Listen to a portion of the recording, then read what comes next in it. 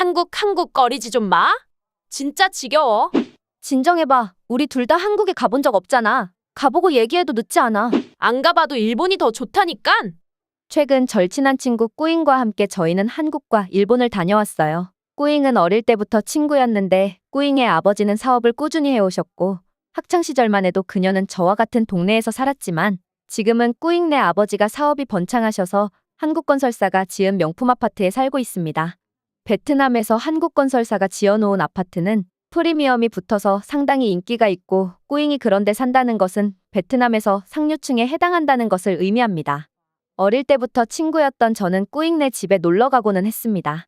꾸잉은 조금 독특한 면이 있는데요. 바로 일본을 좋아한다는 거죠. 대부분의 저희 또래 여자 대학생들은 한국을 좋아하고 일본에는 관심이 별로 없거든요. 사실 아주 오래전부터 일본에는 관심이 없고 오직 한국만 관심이 있는 게 대부분 베트남 사람들의 특징인데 꾸잉은 중학생 때 일본에 다녀와 본 뒤로 일본이 그렇게 좋았다며 일본을 극찬하는 친구였습니다.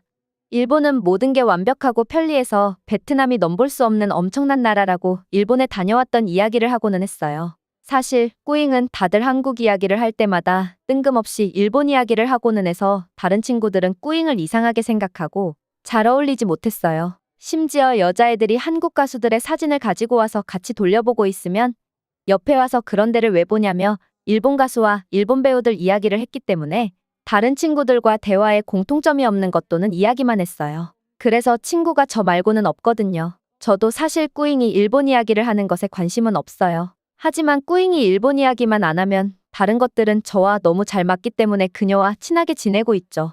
그리고 그녀가 일본이 좋다고 하면 저는 가본 적도 없으니 정말 그런 데가 있냐며 장단을 맞춰주기 때문에 꾸잉도 저를 좋아합니다. 그러다가 꾸잉은 저에게 일본에 같이 여행을 가자며 제안을 해주었습니다. 자기가 비행기표든 숙소든 다 해결해주겠다고 말이죠. 꾸잉의 아버지께서 일본 노래를 부르는 딸의 성화를 모시겨 일본에 다녀오라고 허락해주셨고 이왕 가는 거 친구도 데려가면 안 되냐고 졸라서 허락을 받아냈죠. 베트남에서 잘 사는 편이긴 해도 해외여행은 상당히 부담될 텐데 너무나 고마운 기회였습니다. 저는 솔직히 한국에 가보고 싶은 마음속 소원이 있었기 때문에 꾸잉에게 조심스레 말했습니다. 꾸잉, 혹시 일본에 가면 옆에 있는 한국도 한번 들렀다가 올 수 있을까? 너무 궁금하기도 하고 조심스럽게 말을 했습니다. 꾸잉이 안 된다고 하면 당연히 더 이상 조르지 않으려고 했죠.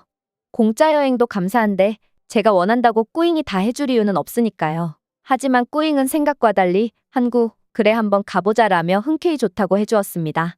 저는 그 이야기를 듣자마자 너무 기뻐서 방방 뛰면서 환호를 하고 싶었지만 꾸잉 앞이라서 참았어요. 꾸잉은 주변 사람들이 한국도 좋다고 하니까 마침 궁금하기도 했었는데 잘 되었다면서요. 하지만 꾸잉의 오묘한 말투에는 은근히 일본의 모습을 보여주고 한국의 모습을 보면 제가 일본의 팬이 되지 않을까 하는 의도도 섞여 있는 걸 눈치챘어요. 둘 다 동시에 가보면 그동안 사람들이 그렇게 한국 하던 게 부끄러워질 텐데 라는 말을 평소에 했었거든요. 저는 여권을 준비하고 꾸잉과 함께 비자를 받기 위해 두 나라 대사관에 들렀습니다. 베트남 사람은 한국과 일본을 관광하기 위해서는 비자 심사를 엄격하게 받아야 하거든요. 먼저 일본 대사관에 들렀습니다. 생각보다 수월하게 비자를 받을 수 있었어요. 관광 목적과 숙소의 예약증을 확인하고 비행기표를 확인하고 비자를 받을 수 있었습니다. 그리고 한국 대사관으로 향했는데 한국으로 갈 수 있는 비자는 더 까다로웠다는 느낌이 들었습니다. 저희의 통장 잔고도 확인해서 보여줘야 했고 숙소 예약 확인증은 당연한 것이고요. 그리고 무엇보다도 줄이 너무 길어서 하루 종일 기다려야 했습니다. 꾸잉은 짜증이 난 얼굴로 이렇게까지 해서 한국에 가야 하냐며 불평하긴 했지만 저에게 한국과 일본을 비교해주고 싶은 생각 때문에 참고 있는 듯이 보였어요. 이쯤 되자 저도 꾸잉하고 여행을 꼭 가야 하나 싶더라고요. 하지만 공짜 여행에 한국을 갈 수 있는 기회니까 말없이 참았습니다.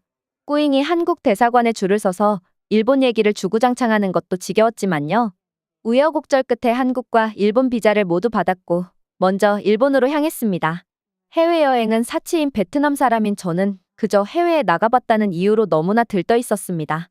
그리고 일본을 여행하면서 꾸잉이 말한 대로 정말 좋구나 생각이 들었습니다. 버스와 지하철을 타면서 관광을 했는데 신기한 시스템도 많았고요. 일본 버스의 요금 체계는 너무나 신기했습니다. 일단 그냥 버스에 탄 뒤 버스에서 내리기 전 기사님 옆에 1,000엔짜리 지폐를 집어넣으면 동전으로 자동으로 바뀌어서 나옵니다. 그럼 그 동전을 다시 요금함에 잘 세서 넣으면 되었죠.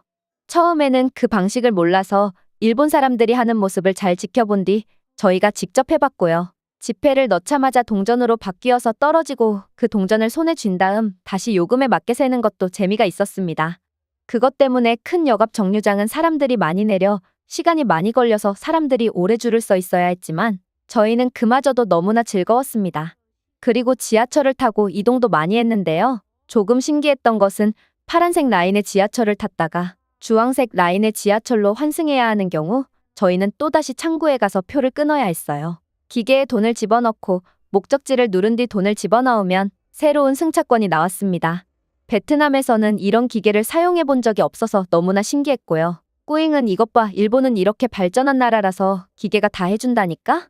하면서 제가 일본이 좋다고 인정해주기를 바라는 눈치였죠. 솔직히 베트남에 있다가 일본에 오니 저는 천국에 온 것 같은 기분이었거든요. 꾸잉의 일본 사랑 못지않게 저도 일본이 좋은 나라라고 생각하게 되었습니다.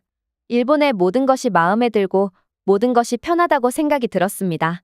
일본에서의 8일간의 일정을 마치고 한국에 남은 5일간의 일정을 위해 한국으로 출국할 때 그냥 한국에 가지 말걸, 일본에 더 있으면 좋았을 텐데 괜히 나 때문에 이렇게 됐네, 꾸잉 미안해, 이렇게 말하기까지 했습니다. 그 말을 들은 꾸잉은 이번에는 한국에 가지만 다음에 기회가 되면 일본에서 더 즐기면 되지. 한국도 괜찮은 나라라고 하니 일본만큼은 아니어도 재미있을 거야. 오히려 저를 위로해 주었습니다. 한국에 도착했고 저와 꾸잉은 일본에서 그랬던 것처럼 한국의 대중교통을 이용하기로 했습니다. 그리고 저희는 일본과 다른 시스템의 한국 버스에 놀라고 맙니다. 일본과 달리 버스에 탈 때 요금을 지불하는데 지폐를 넣으면 동전이 나오고 그 동전을 다시 세어서 요금을 지불하는 게 아니고 그냥 지폐를 한 장 넣으니 알아서 기사님께서 돈을 거슬러 주었습니다.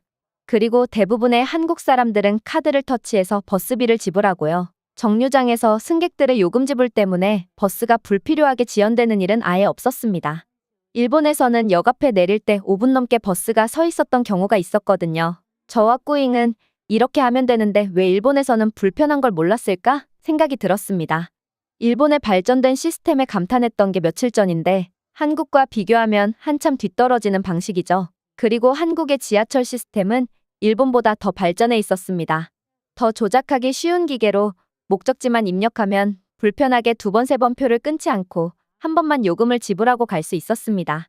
파란색 라인의 지하철을 타다가 초록색 라인의 지하철로 환승할 때 막힘없이 환승할 수 있었고 일본에서는 불편한 걸 몰랐는데 한국에서 조금만 있어 보니 일본은 왜 이렇게 불편하게 시스템이 되어 있을까 생각이 들었습니다. 꾸잉은 아무 말 없이 한국의 편리한 시스템을 이용했습니다. 그리고 더 충격적이었던 것은 다 그런 것은 아니지만 한국은 버스 정류장을 유리로 된 작은 실내 공간으로 만들어서 에어컨도 나오고 핸드폰 충전도 할 수 있는 그런 곳으로 꾸며져 있었습니다. 그리고 그곳에서는 버스의 위치를 직관적으로 알아볼 수 있는 큰 모니터도 설치되어 있었고요. 일본의 버스 정류장은 사실 베트남에 있어도 이질감이 들지 않을 만큼 너무나 평범했기 때문에 꾸잉이 말했던 진짜 선진국은 일본밖에 없다는 그 말이 틀렸다는 게 증명되었습니다. 꾸잉은 계속 아무 말이 없었고 저는 꾸잉에게 구태여 한국이 더 좋다고 말하지 않았습니다. 그리고 한국에서는 불편하게 현금을 들고 다니지 않아도 되었습니다.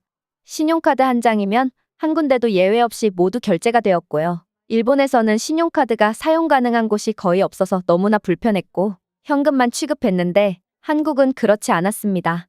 베트남에 사니까 현금을 쓰는 게 당연하다고 생각했던 것이고 일본에서도 이상한 점을 못 느꼈는데 한국에서는 현금은 잘 사용하지 않고 카드 한 장에 모든 것이 다 가능했고 놀라운 것은 커피 한 잔을 마셔도 카드로 결제가 되었다는 거예요. 일본에서는 환전한 돈이 다 떨어져서 마스터카드 마크가 붙어있는 카페를 찾아가 커피 한 잔을 결제하려고 했더니 화냈던 일본인 아저씨의 얼굴이 무서웠거든요. 하지만 한국에서는 그런 일로 얼굴을 붉히는 일이 전혀 없는 것은 물론이고 친절한 한국 사람의 온기를 느꼈어요. 사실 일본에서는 베트남 사람들이 돈을 벌러 가면 그렇게 매를 맞고 무시한다고 하는데 그게 아주 심하다고 하더군요. 그래서 그런지 노동자가 아닌 관광객임에도 불구하고 저희를 하대하는 느낌이 있었거든요. 하지만 한국에서는 저희를 손님으로 대접해 주었고 저희가 소비를 하면까지 무시를 받아야 했던 일은 없었습니다. 여러모로 꾸잉은 이번 여행을 통해 느낀 점이 많았을 거예요. 저도 생각지도 못했던 일본을 경험해봤기 때문에 한국과의 차이를 아주 잘 체감할 수 있었어요. 베트남 사람 입장에서 보자면 두 나라 모두 잘 살고 좋은 시스템을 가지고 있지만 저는 당연히 한국이 더 좋은 곳이라고 말씀을 드릴 것 같네요. 꾸잉은 어떻게 되었냐고요? 여행을 마치고 온 뒤 이제는 일본 이야기를 하지 않고 있어요. 그리고 언젠가 다시 여행을 가면 한국으로만 다녀와도 될 것 같다고 말하기까지 했습니다. 저도 더 이상 꾸잉의 일본 사랑 타령을 듣지 않아도 되어서 너무 좋고요. 충격적일 만큼 큰 차이를 보여주었던 두 나라 여행기였습니다. 감사합니다. 오늘 사연은 여기까지입니다. 구독과 좋아요 부탁드리며 다음에 또 찾아뵙겠습니다.